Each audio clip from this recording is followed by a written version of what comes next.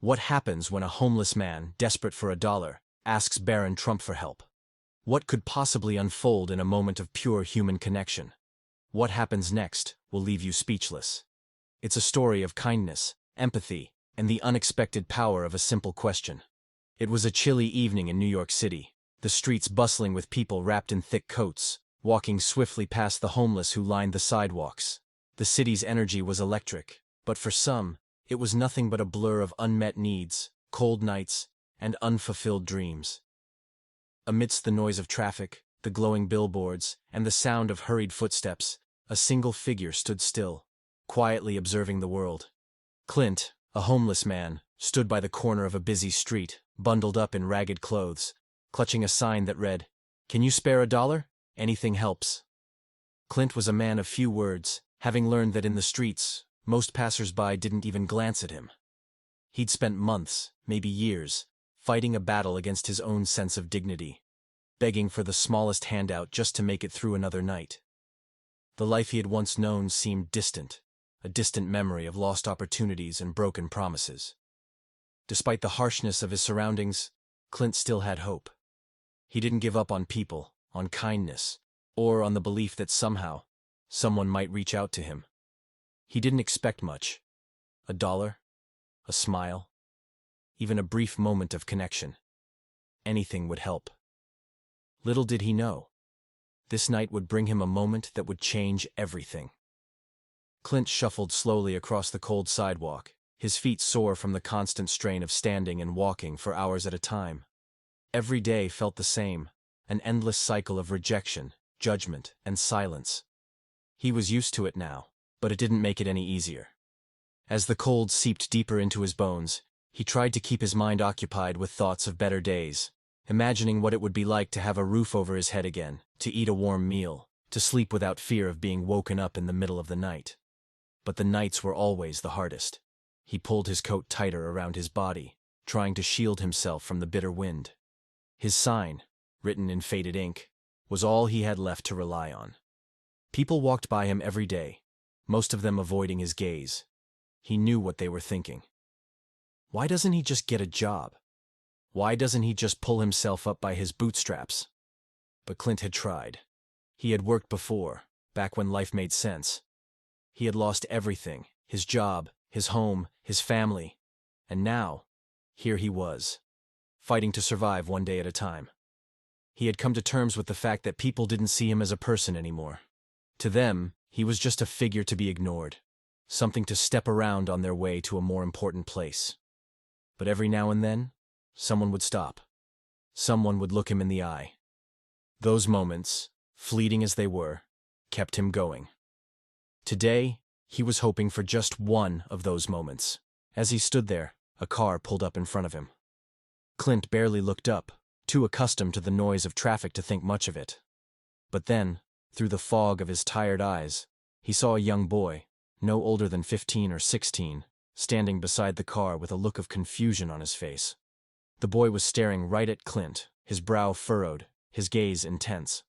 The car door opened, and out stepped Barron Trump, the young son of the former president. He looked every bit the part of a well-to-do New Yorker, dressed in designer clothes, his posture exuding confidence and privilege.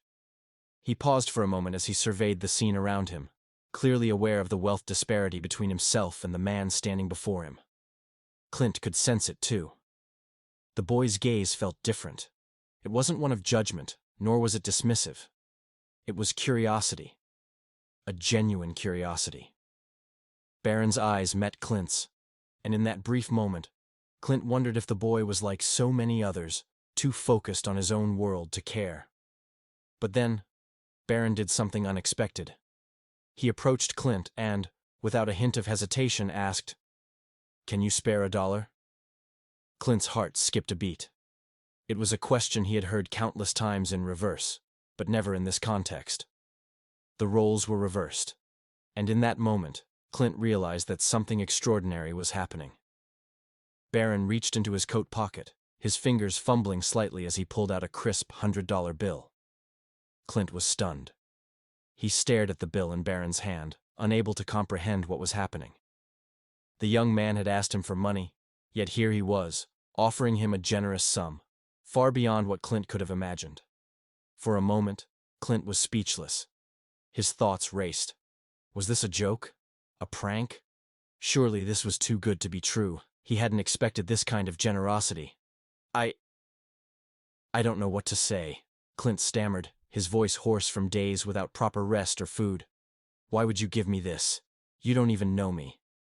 Barron's expression softened, and he stepped closer to Clint. I don't need it. You do. Take it, he said simply. Clint reached out tentatively, his fingers brushing against the edge of the bill. As he took it into his hand, he felt the weight of it, both in the physical sense and in the emotional sense. This was more than just money. It was a lifeline. It was a chance. For a moment, Clint felt like he might cry. He hadn't been shown kindness like this in a long time.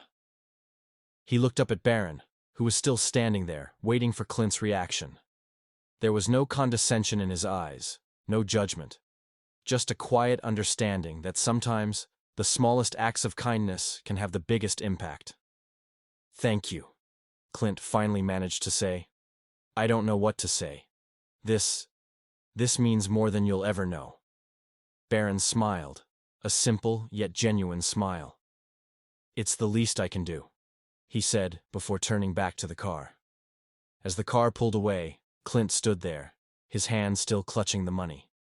But it wasn't the $100 bill that made the biggest impression on him. It was the feeling of being seen.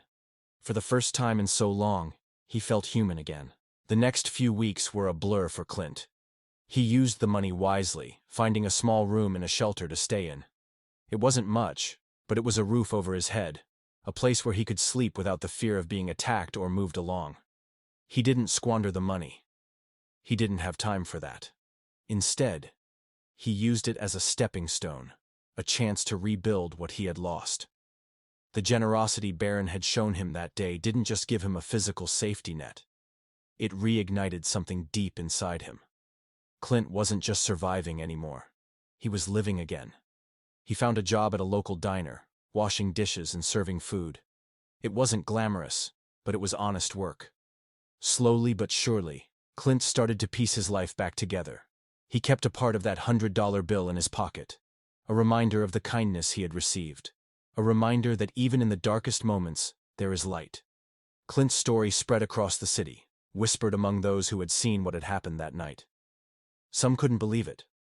A homeless man, helped by someone like Barron Trump? It was an image that didn't quite fit the narrative most people were used to. But Clint didn't care about the stories people told. He knew what had happened. He knew that in that moment, he had been given a second chance. Clint's journey was far from over, but he had learned something that would stay with him forever. That kindness has the power to change everything. That sometimes, the smallest acts of compassion can open doors to new possibilities. Barron's simple question, "Can you spare $1?" had done more than just offer financial help. It had given Clint the courage to keep going, the belief that there was still goodness in the world. As Clint stood in his small room, looking out over the city skyline, he thought back to that night. The man who had once been invisible, forgotten by society, had been given a moment of humanity. And that, he realized, was worth more than any amount of money. So, what can we learn from Clint's story? It's a reminder that we never truly know what someone is going through, and that even a small act of kindness can make a world of difference. Maybe it's time we all ask ourselves, what small thing can we do today to make someone else's life just a little bit better? Kindness is never wasted. And sometimes, it's the kindness we receive that gives us the strength to keep moving forward. If you like this story, do not forget to subscribe to the channel. Thank you.